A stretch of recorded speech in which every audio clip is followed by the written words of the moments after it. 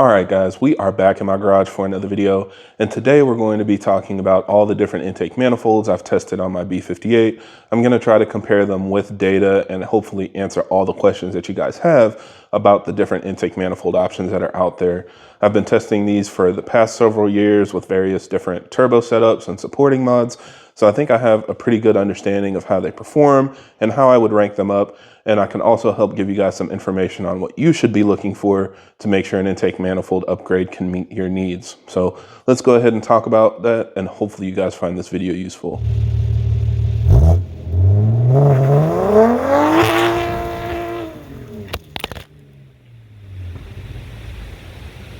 Now, as always, for everybody that's new to the channel, I create these videos to help keep you updated on the latest developments in our community, as well as discuss technical topics so that we have a better understanding of how our engines work. So if you're interested in more videos like that, be sure to subscribe because there will be a lot more coming out in the future. So first of all, let's talk about the different intake manifolds I've tested. Starting off, of course, both of my cars had the stock intake manifold, so the stock plastic one with a core inside it. Then I've also tested the Arcade AutoWorks billet intake manifold. This was their original design with the dual pass core, not their new single pass race version. So I've been testing that one for the past several years. I've also tested the Bimmer network stock replacement intake manifold. So that's the one for the Gen 1 guys where we can remove the core from our stock plastic manifold and install it in a metal housing. So that way we can get the added strength benefits along with adding port injection and some other auxiliary features. And then finally, most recently, I've upgraded to the Bimmer network billet intake manifold. So this is the one that has the larger core and port injection and all the other features you expect, but at a much cheaper price. Now with these setups, I've also ran various turbo upgrades. So of course, again, I started off with the stock turbo on both of my cars. Now on my 440i, I also have a top mount turbo kit with an EFR 8374 turbo running around 630 wheel horsepower. And then on my 340i, I've upgraded to the Dynamic AutoWorks UltraFlow X, running around 640 wheel horsepower.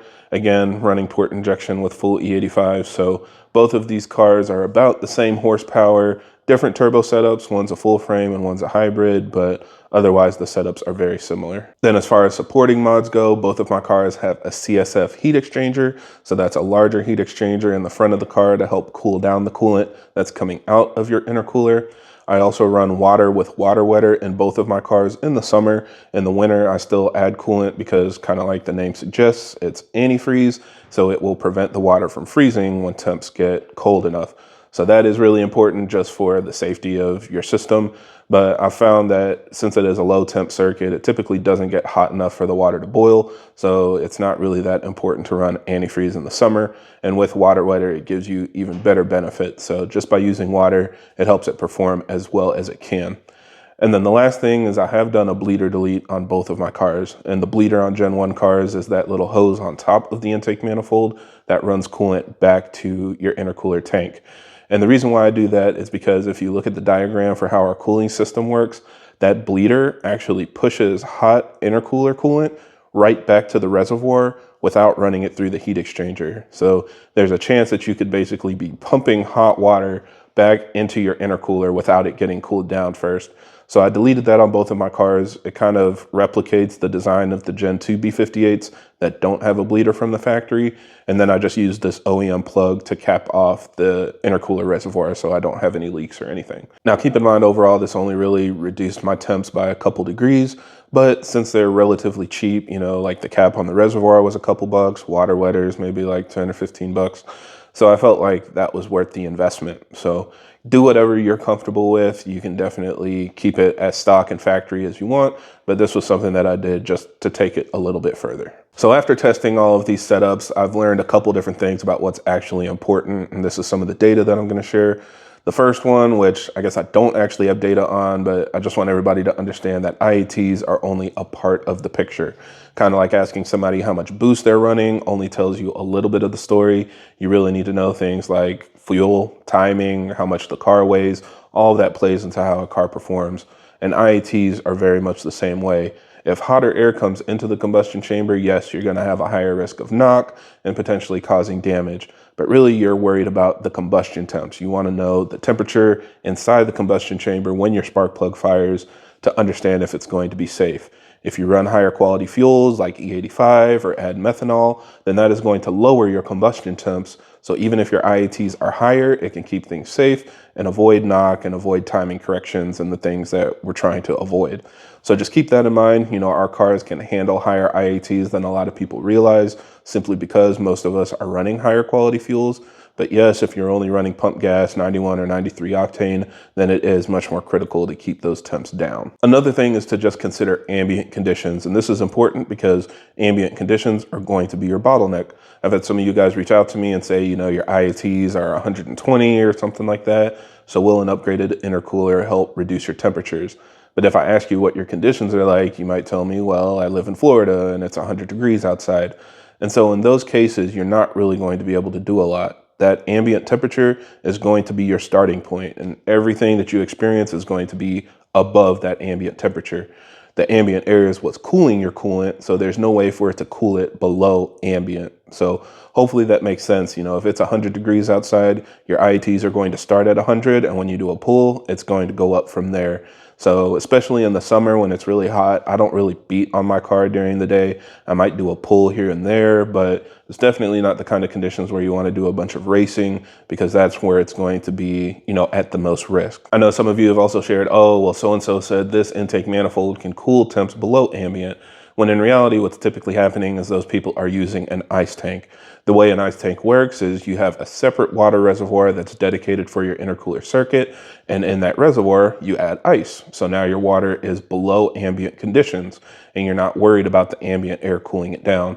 So when it gets to your intercooler and the hot boosted air reaches it, it can pull out enough heat to drop your IATs below ambient. And that typically works great for drag racing, but for regular street driving, it's not really applicable. So that's why I don't really use that data or reference that data when I'm comparing intake manifolds. I don't think that's what most people care about. Yes, it's something that you can exploit in a specific style of drag racing, but if you're just daily driving your car and running logs or, you know, doing rolls and stuff on the highway, that's not really something that's useful, especially because after the first pull, all the water gets hot, all the ice melts, and then you can't get those conditions again until you stop, drain the system, and refill it with more ice water. So just not really an apples to apples comparison for people that are focused on daily driving performance. Now, as far as temperatures, there are 3 different things that I focused on in my logs. The first one was the delta during a pull. So again, that starting point to the end point, doing a pull and seeing how much IATs increase.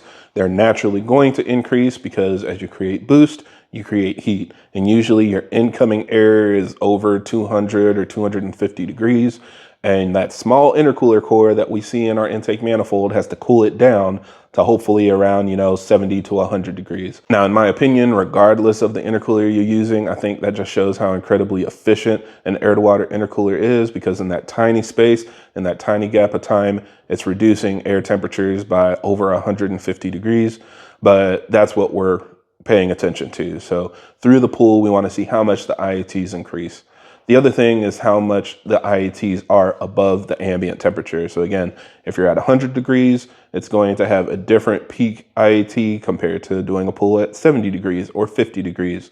So looking at it compared to ambient, I think is very important so that you know how hot the intercooler is getting.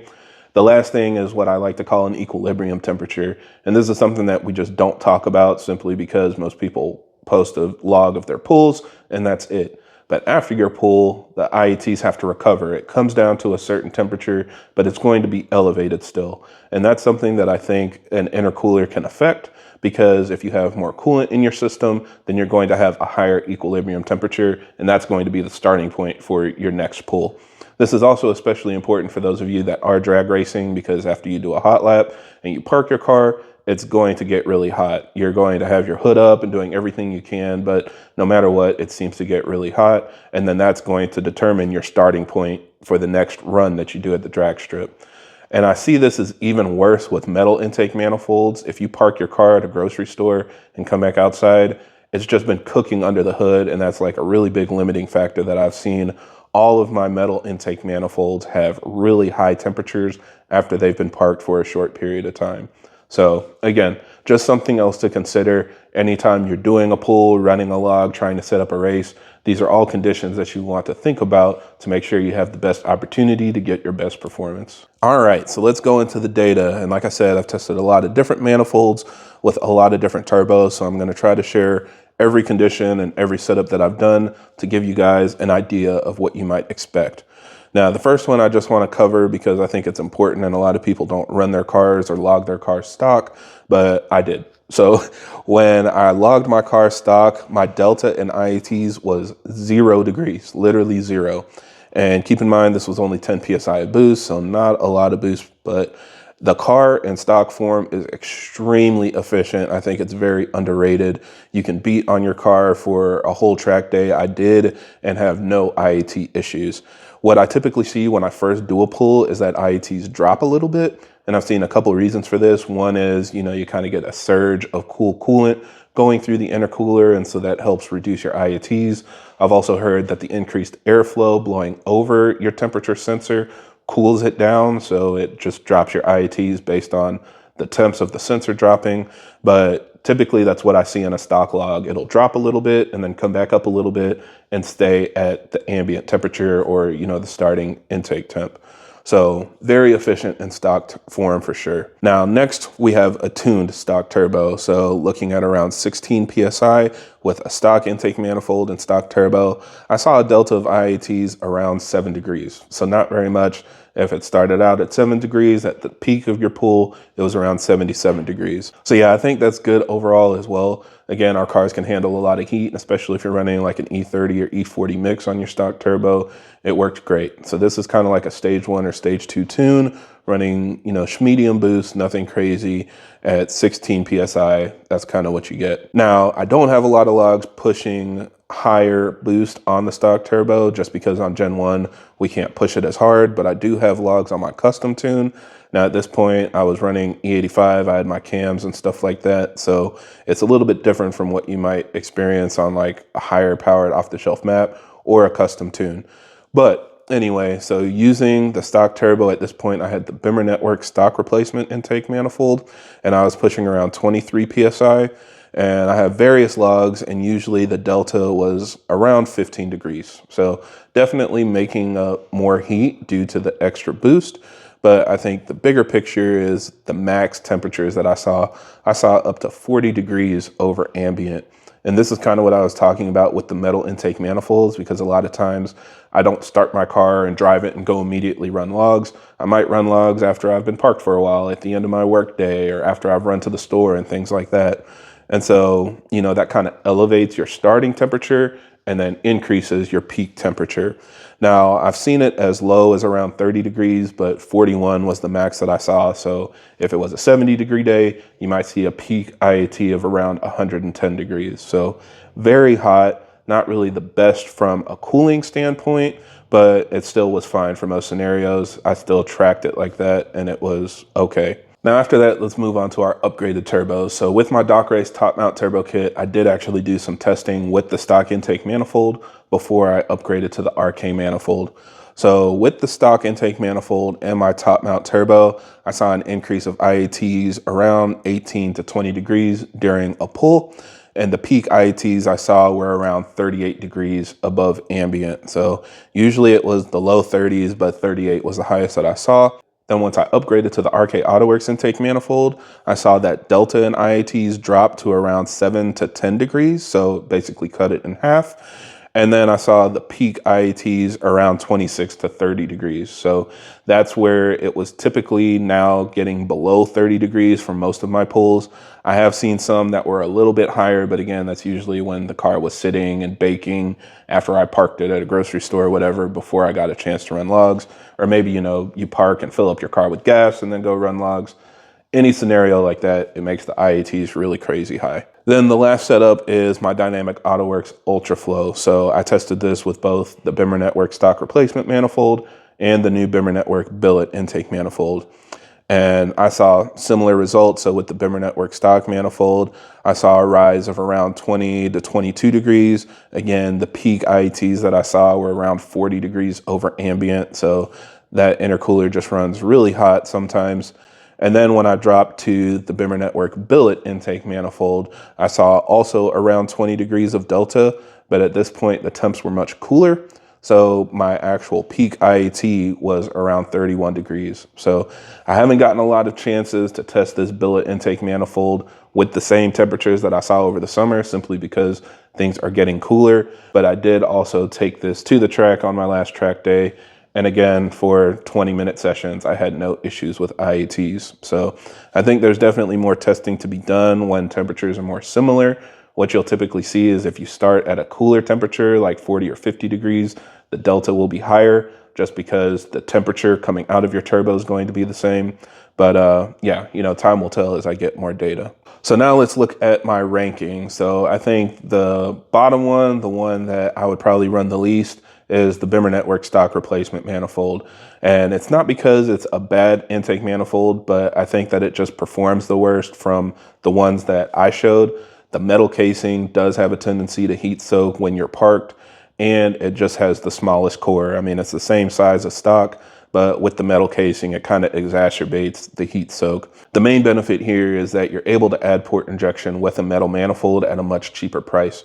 And usually when you're adding port injection, you're approaching that area where you're at a higher risk of cracking the stock intake manifold. So usually I recommend this over just a port injection spacer. But if you have an opportunity to go with a larger intake manifold, I would definitely recommend going that route. This is more of just like, something to use in the interim until you go with a full upgrade down the road. There's also a risk of boost leaks, which I've shared in some of my previous videos. It has a lot of different connections and screws and stuff holding it together to make it work with the stock intake manifold. And a lot of those places can cause boost leaks. So with that in mind, I think it's a little bit more risky and just something you have to pay attention to. Now, next up from there is the stock intake manifold, which I 100% believe is underrated in our platform. A lot of people just default to saying that they need an upgraded intake manifold, but the stock one does a very good job of cooling. Like I said, with the stock turbo, it's perfect with the stock tune.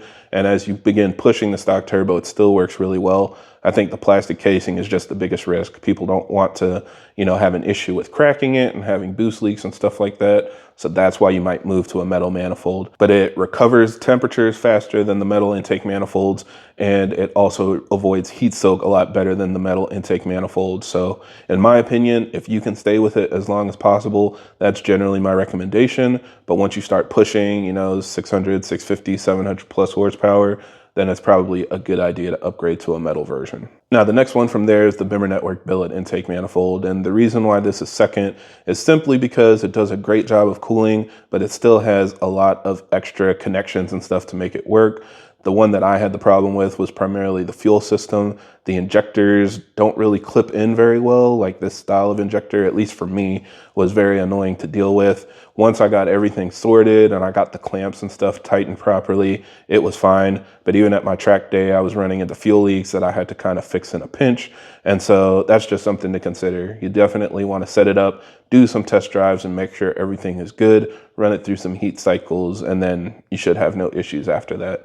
But first up, I would say, is the RK AutoWorks manifold, at least in my testing, simply because it does the same cooling. It has a more robust fuel system setup, and everything has been performing great. It's given me the best IATs with my big turbo setup, and it's been extremely consistent. The only thing I will say is I think there is one step up from here that I haven't tested yet, and that is that single pass race version of the intake manifold upgrades. Companies that have ones are RK AutoWorks, CSF, as well as EOS. And they have really big cores. They have that single pass design where you get basically as much coolant in and out as quick as possible. And from the data that I've seen from other people, even though I haven't tested it myself, is that tends to be the most efficient. They're also the most expensive, the hardest to get your hands on. But if you have the extra coin and can basically spend double for an intake manifold upgrade, you should net a performance benefit going that route. But yeah, hopefully this answers all of your question. Again, a huge shout out to everybody that has been supporting my build. Both RK AutoWorks and Bimmer Network have been working with me on my cars to help me meet my goals. So a big thank you to them. I will have links in the video description if you're interested in purchasing any of their intake manifold upgrades. And I think that's pretty much it. If you guys have anything else that you want to ask, I can definitely make a follow-up video in the future, and I'll be doing more testing next summer. I'll have more track days and race days and stuff like that to gather more data, but I just wanted to put out there the information that I currently have. So yeah, I think that's it for this video. Thank you guys for watching, and I hope this helps. And if you have any other questions or comments, leave them down below.